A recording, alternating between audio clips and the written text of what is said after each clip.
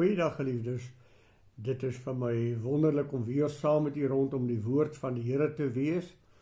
En ons is besig met Psalm 119 en ons staan vandag stil daar by die 82ste vers. Maar ek gaan vir die vers 81 en 82 lees, wat so klink. My siel smag na u heil, op u woord wag ek. My oë smag na u belofte en sê, wanneer sal u my vertroos?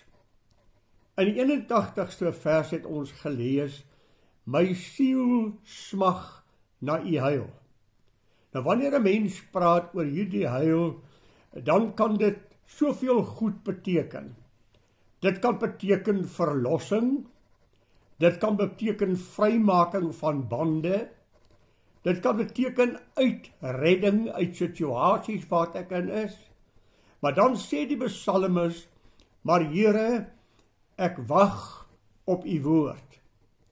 Nou gaan hy in vers 82 aan en gebruik hy weer daardie selfde woord. Ek smag. En ek het laas vir u gesê, geliefde, daardie woordjie ek smag is my so mooi omskrywend in Psalm 42. My siel smag na God. My siel dors na die Here. Soos 'n wildsbok wat smag na waterstrome, so smag my siel na u, o God. My siel dors na die lewende God. Dit spel iets van 'n intensiteit, iets van 'n geweldige nood en behoefte wat die psalmis in sy hart het. Nou kom hy en sê, my oë smag na u belofte. En hierdie is 'n geweldige woord, want God het aan om 'n bepaalde belofte gegee. God het 'n bepaalde belofte aan hom gesê. En nou kom die psalmis om te sê, Here, wanneer gaan u hierdie belofte waarmaak en daardeur vir my vertroos? Onthou u dat hy dit gebid het, Here, vertroos my asseblief. Sorg asseblief vir my in my pyn en in my seer wat ek belewe. Maar die belangrike van hierdie vers is, hy het 'n belofte gemaak en hy hou aan hierdie belofte vas. Ons weet nie wat sy belofte God aan hom gemaak het nie, dit word nie omskryf nie. Maar dat God 'n bepaalde belofte aan hom gemaak het, waaraan hy God vashou en waaraan hy God herinner, is baie, baie duidelik. En wanneer God aan hierdie belofte aan hom in vervulling bring, sal dit troos vir hom beteken. Ek het vir myself baie keer gewonder, waarvan praat Dawid? En miskien moet ek maar 'n enkele voorbeeld noem wat ek reken wat dit kan wees. Dink aan die vervolging van Saul teenoor Dawid. Hoe Dawid die koningskap ontvang het, hy's gesalf as koning. Saul weet dat Dawid hom gaan opvolg. Hy weet dat dit God se uitverkorene is. En daar is haat en graamskap in die hart van Saul om Dawid uit te delg. Hy jaag herwaarts en derwaarts. En hy gee vir sy manne opdrag om Dawid te kry en as hulle hom kry, hom onmiddellik uit te delg. Dawid is 'n voortvlugtende. Here, u het aan my 'n belofte gegee dat ek die koningskap sal hê. Wanneer gaan my oë aanskou dit wat God vir my gegee het? En dan is dit baie mooi om op te let, dat Dawid net die belofte van God in sy hart het en geen opdrag of geen aksie uit homself neem om 'n vergrype te hê om die koningskap te beerwe nie. Onthou op 'n stadium was hy in 'n grot. Saul en sy manne het in hierdie grot se bek ingetrek en hulle daar aan die slaap geraak. Saul, Dawid se man het vir hom gesê, Dawid, dit is nou jou geleentheid. Daar is sy spies by sy kop en end. Vat sy spies en deurboor sy kop, sodat jy die koningskap in pag kan neem. Dawid was baie duidelik daaroor. Ek sal my hand nie uitsteek na die gesalfde van die Here nie. as die Here hom wil doodmaak, dan sal God hom doodmaak. Ek sal wag op die belofte wat God vir my gemaak het. Ek sal wag op die tyd wat God vir my die koningskap gee. Maar my oë smag na die belofte. Wanneer gaan u kom om my te vertroos? U sien, geliefdes, ons het beloftes van God wat ons ontvang. Wanneer ons die woord van die Here lees, dan staan die bepaalde woord van God vir u uit. En daar's 'n belofte wat uit die skrif uit as dit ware uitspring en wat vir u aan die hart aangryp. Om daardie belofte voor God te kom lê en vir God te herinner, Here, u het in u woord vir my gesê, is om God te eer. Want dit is om vir God te sê, Here, ek glo u woord. U het vir my gesê vanuit u woord en ek glo dit. Daarom kom ek na u toe om vir u te sê, Here, sal u asseblief daardie belofte in my lewe waarmaak, dat ek dit kan sien. My oë smag daarna om hierdie belofte te sien. Geliefde, daar is so 'n mooi vers daar in Hebreërs 11. Dit gaan oor die geloofshelde, wat God bly glo het, ongeag die omstandighede. Dink maar aan Abraham, 99 jaar oud en Sara 90 jaar oud. Volgende jaar gaan julle 'n babietjie hê. Ag, dis medies gesproke onmoontlik. Ja, Sara het selfs gelag daaroor. Sal ek nog 'n behoefte aan 'n man hê op hierdie ouderdom? Maar Abraham het God teen hoop op hoop geglo. Hy het God vasgehou. En die Here het vir Abraham die belofte vervul wat hy aan hom beloof het. Daar is so 'n mooi vers in die 6de versie van daardie hoofstuk. Hy wat tot God gaan moet glo dat hy is. Ek moet heel eers ontdek, wie is God? Is hy die waaragtige? Is hy vertroubaar? Kan ek sy woord glo? Kan God vir my ooit teleurstel? Kan God ontrou raak? Nog meer as dit, kan God my mislei en kan God 'n leuen vertel? Wanneer ek ontdek met wie ek te maak het, die almagtige God, dan is daar 'n tweede gedeelte van die vers. Hy moet glo dat God is en dat God 'n beloner is van die wat hom soek. Dit moet ek glo. As ek die Here soek, as ek die Here om genade roep, as ek God veral herinner aan sy beloftes, is hy 'n God wat 'n waarmaker van sy belofte is.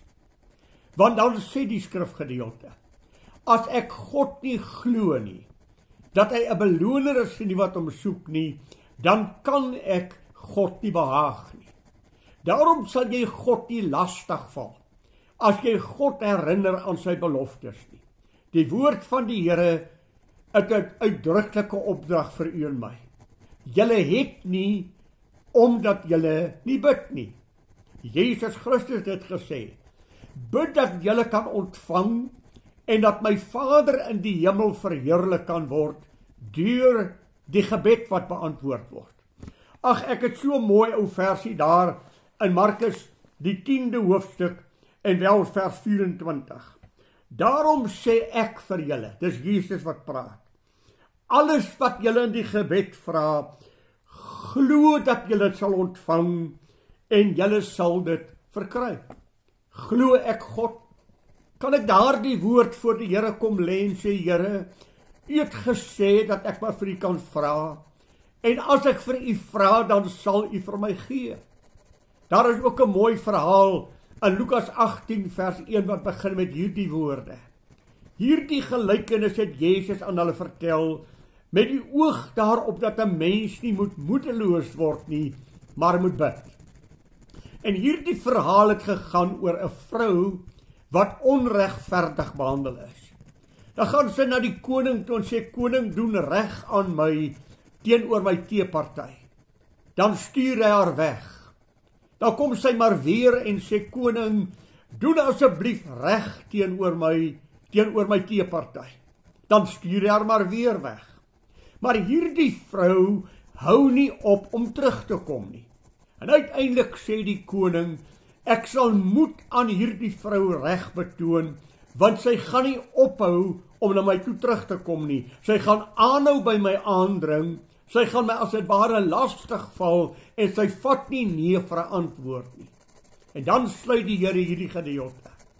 As die onregverdige regter, die onregverdige hardarman elke keer weggesteer het, maar tog uiteindelik na haar geluister het, hoeveel te meer sal die hemelse Vader nie luister na sy kindertjies wat dag en nag tot hom roep nie.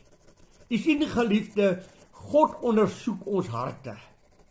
Het ek werklik ergens in my hart as ek bid? Vra ek werklik met geloof in my hart? Glo ek God dat hy vir my sal gee wat ek hom vra? Want as God nie die hart sien wat ingestem is nie, as God nie die geloof in my hart gewaar word nie, dan gaan God my nie antwoord nie. En dit is baie keer vir my een van die moeilikste dinge om te bepaal wanneer ek vir iemand moet bid, veral 'n sieke. Moet ek bid dat die Here hierdie sieke genees, of moet ek vra dat God sy wil in hierdie mens se lewe sal bereik? Want u sien, siekte kan dalk 'n metode wees wat God gebruik om hom op sy knieë te bring, om hom die einde van homself te bring. En dan vra ek dat God hom sal genees, en dis nie die wil van God nie. Daarom elke keer as ek vir 'n sieke bid, moet ek my eie hart stil maak om te sê, Here, wat wil u hê moet ek u vra vir hierdie sieke?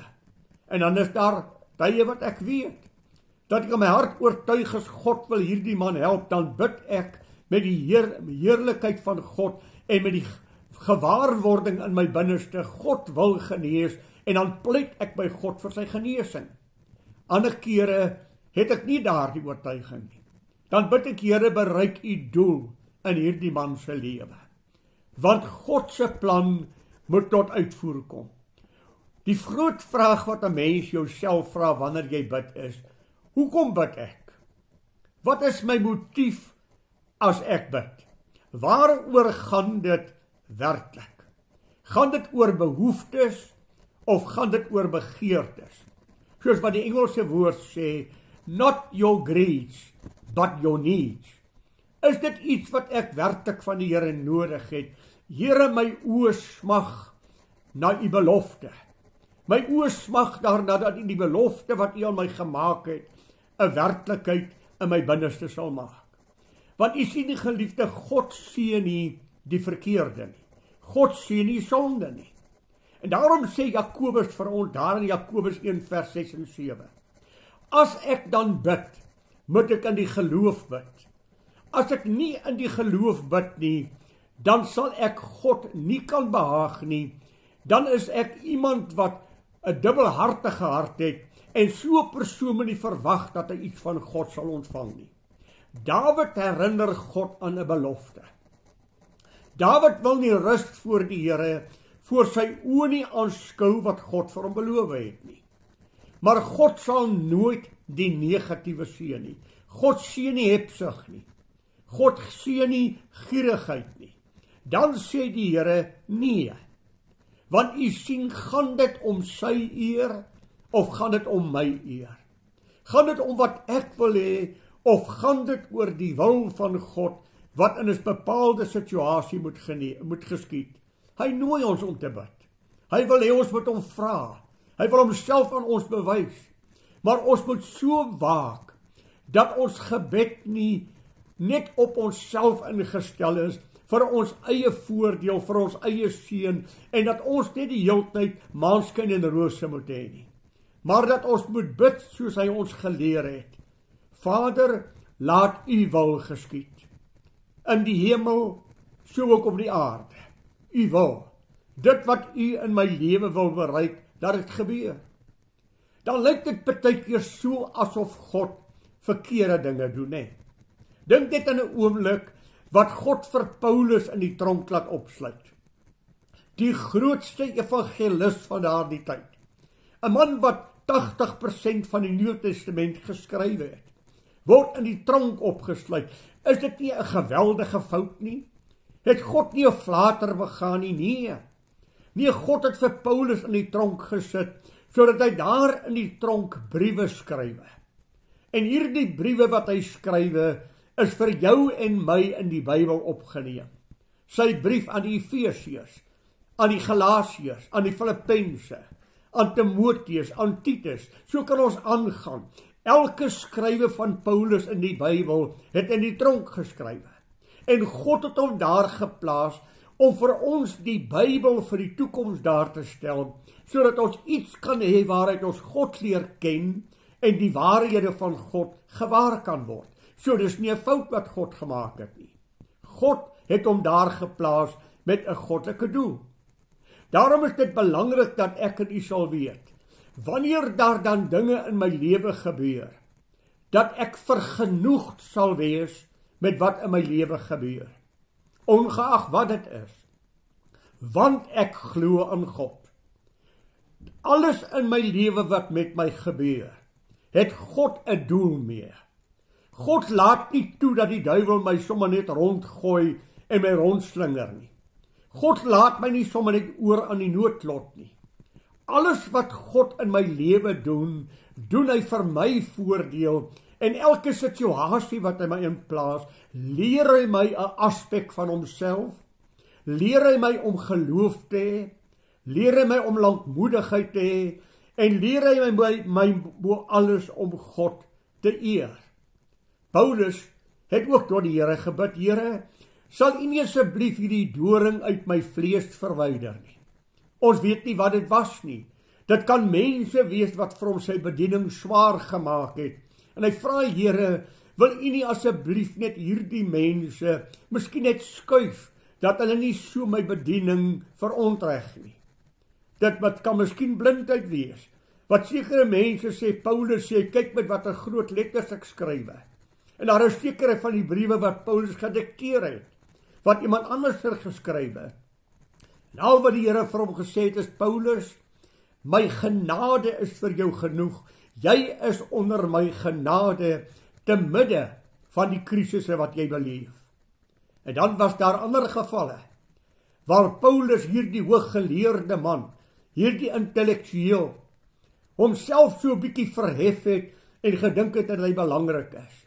En dan was dit vir God nodig om net weer terug te plaas op die plek van afhanklikheid. En sê Paulus, God het die Satan toegelaat om my met die vuis in die gesig te slaan, dat ek my nie sou verhef nie, dat ek nie sou dink dat ek belangrik is nie.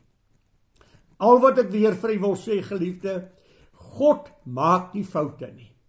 Maar tog is daar iets wat die psalme sê, Here, kom troos my. En wanneer hy hierdie woord troos kom gebruik, dan sê dit vir my, daar is iets wat vir die psalme seer is. Hy beleef 'n bepaalde pyn. Hy beleef 'n bepaalde ongerief. Daar is smarte in sy hart. En hy het beloftes van God ontvang. Hy weet wat die Here vir hom gesê het, maar hy beleef seer. Ag geliefde, kom ons wees prakties. Here, wanneer gaan U vir my help finansiëel? Ek bid al so lank daaroor, dat U asseblief vir my uitkoms sal gee, en ek het 'n belofte van U gekry, dat U vir my sal sorg. Ek hou vas aan die belofte, maar Here, ek belewe pyn. Wanneer gaan U my help? Liggaamlik. Ag Here, ek het 'n rugprobleem. Ek het 'n bepaalde probleem, kanker. Here, ons is kinderloos. Ons bid al vir jare lank dat God aan ons 'n kindjie sal gee. Wanneer gaan U vir ons antwoord? En hier kan ek byvoorbeeld vir U sê, die Here het vir my en my ou vroukie beloof dat hy vir ons kinders sal hê, alhoewel hulle medies gesproke gesê het, ons sal nie kinders hê nie. Ons het God vasgehou, want die Here het gesê, julle kinders sal deur die Here God geëer word. En hulle sal die Here dien. 7 jaar na ons huwelik is ons eerste ou kindjie, my seun, gebore. 'n Wonderwerk van God, het die dokter gesê. 'n Wonderwerk van God. Maar toe gaan staan ons voor die Here om te sê, Here, U het gesê kinders in meervoud. Ons het bly om God vas te hou en 11 jaar daarna is my dogter gebore, 'n wonder van God. Want ons het nooit gedink dat ons weer kinders sal hê nie. Ons het die Here geëer vir die een wat ons het, maar ons het tog gewaag om vir God te sê, Here, U het in die meervoud gepraat, kinders. Dink net aan iemand wat tot God geroep het, wanneer gaan U my troos? Wanneer gaan U vir my uitkoms gee, as U dink aan Sarah? Sarah is onvrugbaar. Sy kan nie 'n kind in die lewe bring nie. Lea, wat die ander vrou van Abraham is, het die een kind na die ander wat sy in die lewe bring, en Sarah word bespot. En dan huil sy kreun voor God. Here, ek smag, my oë smag om te kyk na die belofte wat U vir Abraham gegee het. In jou nageslag sal die hele wêreld geseën word. Wanneer gaan U dit vir my 'n werklikheid maak? Wanneer gaan U my kom troos en vir my 'n kind gee dat ek nie verder 'n bespotting is nie? Ek het vir U gesê, daar is kindertjies van die Here wat deur die een operasie na die ander operasie gaan, en dit is elke keer net nie 'n mislukking. Daar is net geen uitkoms nie. Dis eintlik erger na die tyd. Here, wanneer gaan U my van pyn verlos? Hoekom moet ek elke dag van my lewe in pyn lewe, Here? Wanneer gaan U my antwoord? En wanneer hy hierdie woord gebruik, wanneer, dan sê hy, Here, hoe lank nog? Hoe lank nog moet ek wag voor U vir my sal antwoord? My oë smag en my siel smag. Ag, ek kan hierdie verhaal as dit ware inlees in Job. Job wat alles verloor, alles wat hy het, die rykste man op aarde. Sy eie vrou kom klaam aan Job. Vloek God en sterwe. Kan jy nie sien die Here is teen jou nie? Sy vriende kom klaam aan Job. Moenie jouself skynheilig hou nie. Jy lewe voor die God en God is besig om jou te ontbloot. Bely jou sonde voor God. Job glo aan God. Dan sê die Here het gegee, die Here het geneem, laat die naam van die Here geëer word.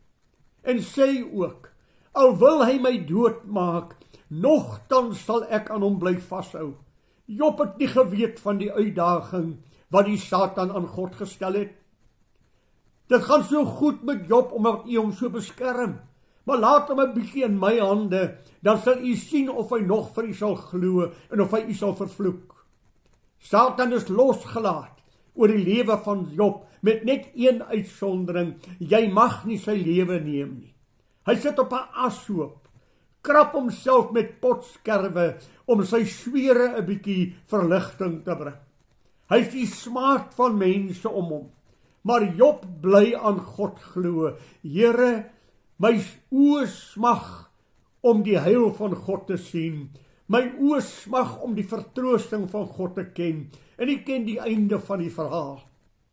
Nadat Job God so bly glo en vasgehou het, het God hom 10 maal meer gegee as wat hy ooit in sy lewe gehad het.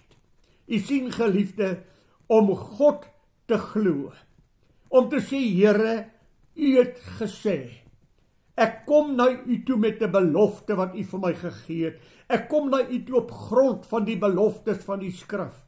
Want U het gesê, alle beloftes in die Bybel is ja en amen vir ons in Christus. En U het so ver gegaan om te sê, herinner my aan my beloftes. Gee aan my geen rus nie, totdat ek jou belofte vir jou in vervulling gebring het. Die psalmes hou enkel aan God se woord vas, want God kan nie ontrou wees nie. God kan nie vir hom mislei nie. Daarom, Here, omdat U gesê het, hou ek U vas. Geliefdes, die Bybel sê, God, sal hy iets sê en dit nie waar maak nie. Sal hy iets uitspreek en dit nie uitvoer nie. Hy's nie 'n mensekind nie. Hy's nie aan swakhede en misverstande verbonde nie. Hy is die allerhoogste God wat enigiets kan doen. Glo my net. Kom ons kyk na 'n verhaal in die Bybel. Moses wat met die volk getrek het.